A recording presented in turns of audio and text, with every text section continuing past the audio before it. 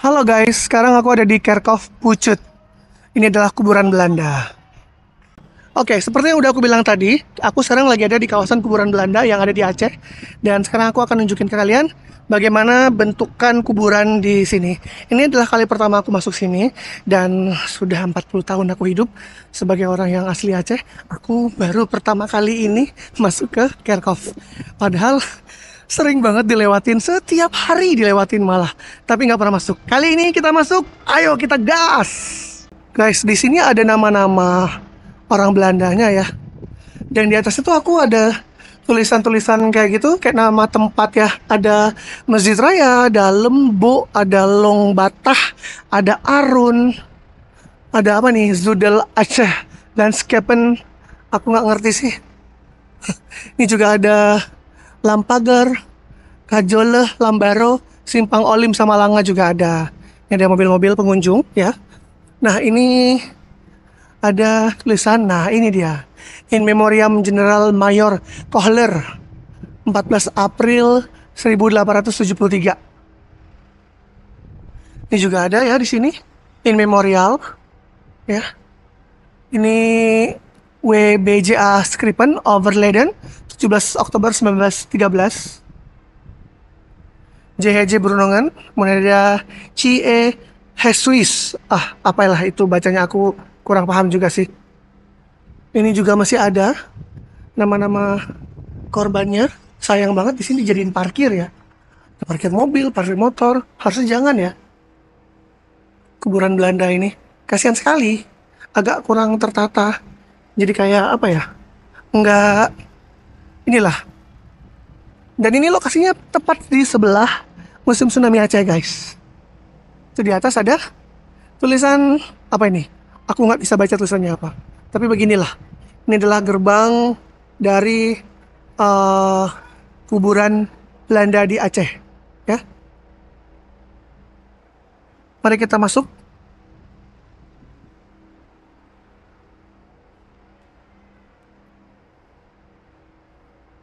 Bentar, kok ada yang jemur pakaian ya? Agak-agak gimana gitu.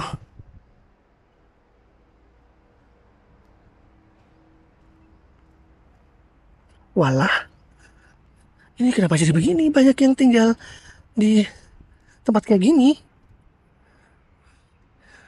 Tsunami yang terjadi pada tanggal 26 Desember 2004 mengakibatkan hilangnya 50 buah palang salib sebagai tanda makam kuburan. Ada bahasa Inggris, ada bahasa Belanda juga. Ini juga masih ada nama-nama orang yang apa? Dikubur di sini ya.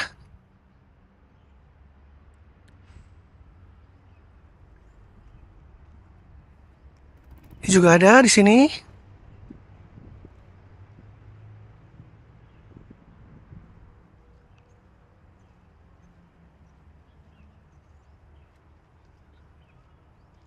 Jadi sebenarnya itu nggak cuma orang Belanda doang sih yang dikubur di sini.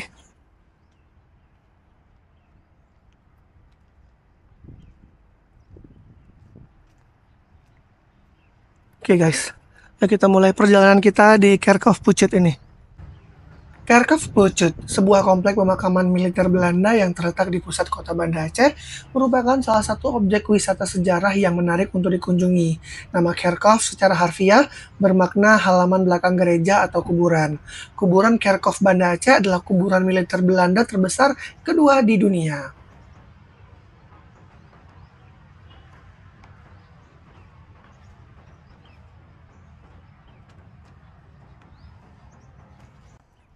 Ini adalah makam Kohler. Kohler ini dia ditembak mati di Masjid Raya ya, dan dikuburkan di sini. Kompleks pemakaman ini merupakan saksi bisu dari Perang Aceh yang berlangsung selama 30 tahun. Sekitar 2.200 tentara termasuk 4 jenderal dimakamkan di sini, di tanah tempat para pejuang Aceh yang sangat gigih melawan kolonialisme Belanda.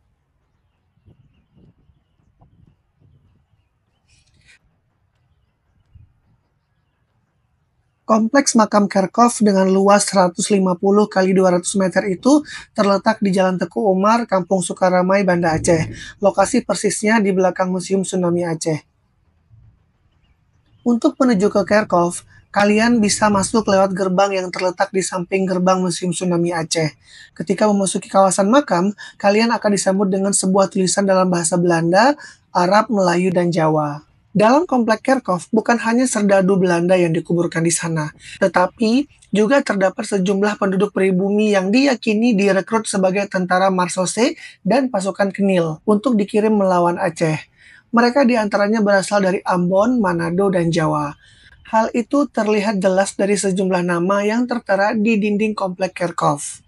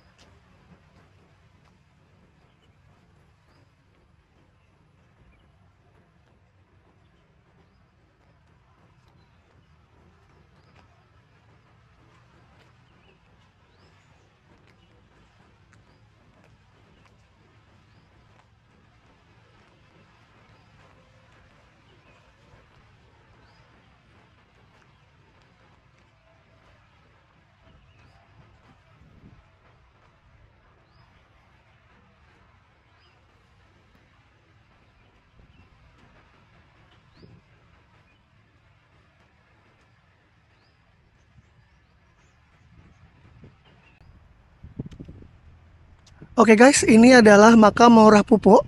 Ini adalah situs cagar budaya. Untuk ceritanya nanti bisa kamu dengar di voice over aku ya.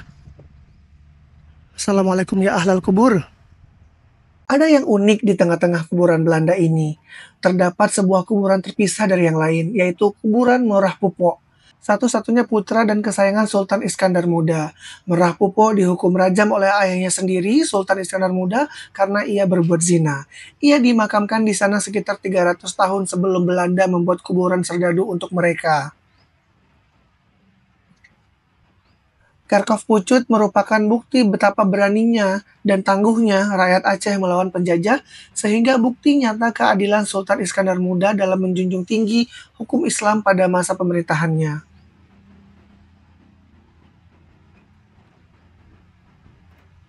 Pada tahun 1970, seorang pensiunan kolonel Knil yang berdinas di Korps Masose, Johan Bredgen, melakukan perjalanan pertama kalinya sejak kemerdekaan Indonesia ke Aceh.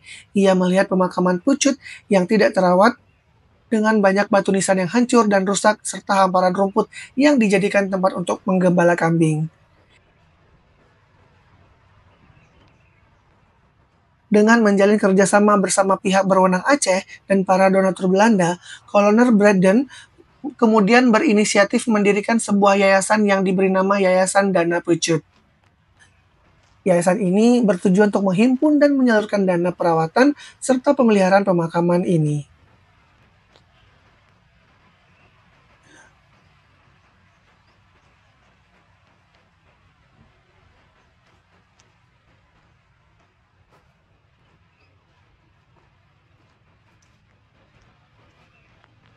Pada tahun 2004, Yayasan Dana Pucut mengucurkan dana kurang lebih 2 miliar untuk perbaikan Kerkhoff Pucut pasca mengalami kerusakan akibat bencana tsunami Aceh 2004. Kuburan Kerkhoff menjadi objek wisata menarik khususnya bagi wisatawan mancanegara asal Belanda.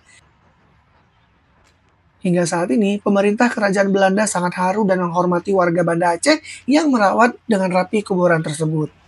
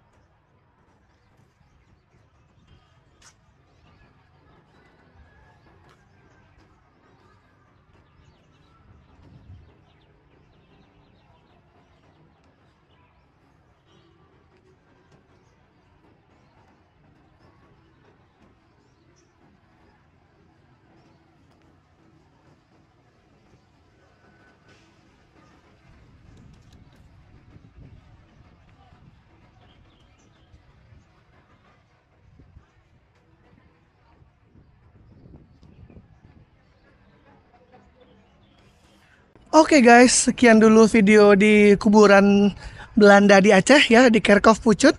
Terima kasih buat semua teman-teman yang sudah nonton video ini sampai habis. Jangan lupa like, komen, dan juga subscribe. Sampai jumpa lagi di video berikutnya. Bye-bye.